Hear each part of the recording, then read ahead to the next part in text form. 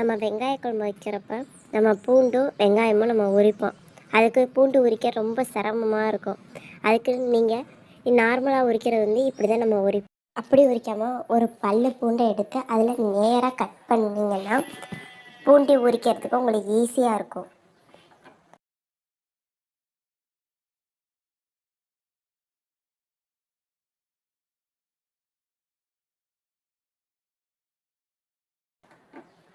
இந்த மாதிரி நடுவில் கட் பண்ணி உரிச்சிங்கன்னா அது வந்து ஒட்டிக்கு 2 வேலை ஆயிரும். இந்த மாதிரியும் நீங்கள் உரிக்கக்கூடாது. அது மட்டும் வெங்காயம் உரிக்கிறதும் இதே மட்டுமே 2 விதமாக உரிக்கலாம். ஃபஸ்ட்டு நீங்கள் இப்படி வந்து உரிப்பீங்க, அது வந்து கொஞ்சம் சிரமமாக தான் இருக்கும். இந்த மாதிரி நேராக கட் பண்ணிங்கன்னா உரிக்கிறதுக்கு கொஞ்சம் ஈஸியாக இருக்கும். நீங்கள் எவ்வளோ வெங்காயம் வேணாலும் டக்கு டக்குன்னு நீங்கள் உரித்து எடுத்துடலாம். இந்த மாதிரி நீங்கள் நேராக கட் பண்ணி உரித்து பாருங்கள், நல்லாயிருக்கும். அதே மாதிரி இது நடுவில் வந்து கட் பண்ணாதீங்க, உரிக்கிறதுக்கு கொஞ்சம் சிரமமாக இருக்கும். ரெண்டாவது வந்து ஒரு பாத்திரத்தில் தண்ணி எடுத்துக்கோங்க. அதில் வெங்காயத்தெல்லாம் அதில் எடுத்து போட்டுட்டு ஒரு 2 நிமிஷம் இல்லைன்னா 1 நிமிஷம் இப்படி போட்டுட்டு எடுத்து வச்சுட்டு உரிங்க. உரிக்கிறதுக்கு கொஞ்சம் ஈஸியாகவும் இருக்கும். உங்களுக்கு தோல் வந்து சீக்கிரம் உரிய கிளம்பிடும்.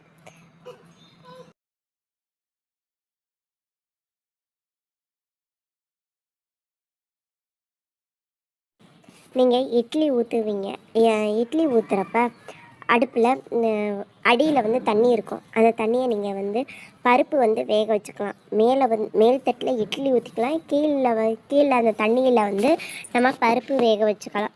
நான் வந்து 2 விதமாக பண்ணுவேன். முட்டை வேக வைக்கிறனாலும் நம்ம இட்லி வேக வைக்கிறப்ப அடியில் முட்டையை வச்சுருவேன். முட்டை ஆட்டோமேட்டிக்காக வெந்துடும், மேலே இட்லியும் வெந்துடும். அதே இதுதாங்க. பருப்பையும் நான் போட்டு ஒரு கிண்ணத்தில் வச்சு கீழே வச்சிட்றேன். நான் வந்து இன்றைக்கி ஒரு தட்டு ஊற்றுறதுனால தான் நான் பெரிய கிண்ணத்தை எடுத்து வச்சுருக்கேன்.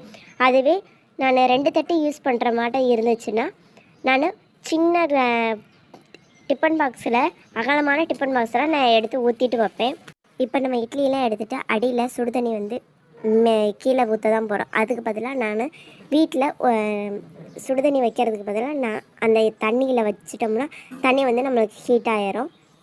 அடுத்து நம்பர் டிப் வந்து 4, நம்ம ஒலை வைப்போம். ஒலை வைக்கிறப்ப நம்மளுக்கு வந்து மேலே வந்து நல்ல ஒரு சில்வர் பாத்திரத்தில் சுடுதண்ணி உங்களுக்கு வேணும்னா நீங்கள் மேலே ஒரு பாத்திரத்தில் சுடுதண்ணி வச்சு அடுப்பில் வச்சிட்டிங்கன்னா தண்ணியும் நல்லா உங்களுக்கு கொதிச்சிடும். அந்த மாதிரி ஒரு சில்வர் கிண்ணத்தில் அதில் பருப்பு, முட்டை இதெல்லாம் நீங்கள் மேல் கிண்ணத்தில் வேக வைக்கலாம். நீங்கள் உங்களுக்கு வந்து டெய்லி எங்கள் வீட்டில் நான் சுடுதண்ணி வைக்கிறனால தான் நான் உலக எக்ஸாம் மேலே நான் சுடுதண்ணி வைக்கிறேன். அதனால் நமக்கு வந்து கேஸ் வந்து மிச்சமாகும். எனக்கு